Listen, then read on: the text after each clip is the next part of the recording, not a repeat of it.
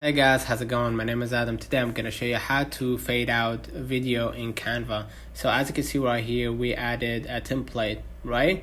And basically what you're going to do next, you're going to just go ahead right here and add another page. And by adding another page, let me demonstrate how it's done. You're going to be able to add colors right here to the background, and then just make sure that you keep it on black. So you can use if that video was in blue, use the blue color so you can make the fade out consistent. So what you're gonna do, let me delete this page. What I'm gonna do, I'm gonna see right here in between the first video and the second video, you're gonna be able right here to add a page or transition. Click add transition, and basically what you're gonna do, you're gonna be able to right here hit dissolve, right?